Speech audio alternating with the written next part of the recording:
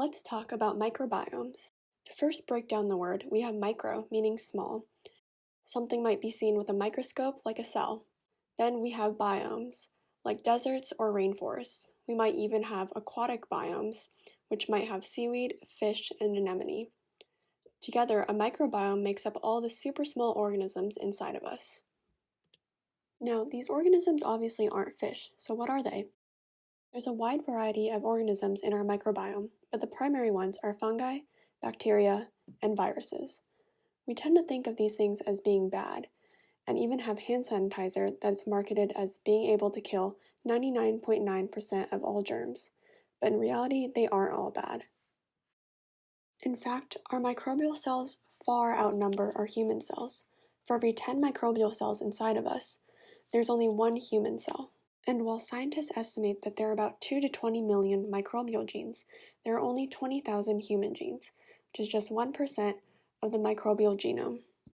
These numbers are truly astounding, but that's an existential crisis for another day.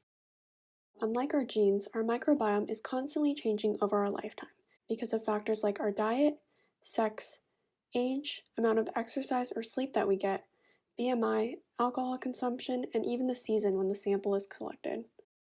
Because of all these factors, our microbiome is truly unique to us, much like a fingerprint.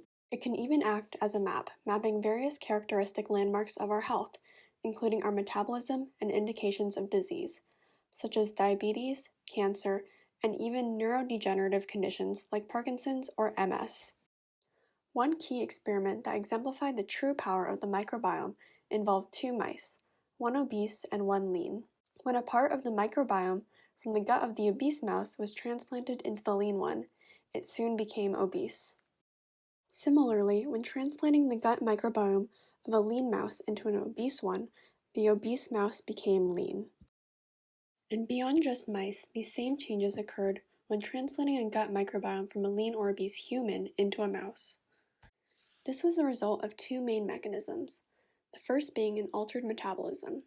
The gut microbiome from an obese mouse may absorb nutrients more efficiently and convert them to fat in a manner such that weight gain is encouraged.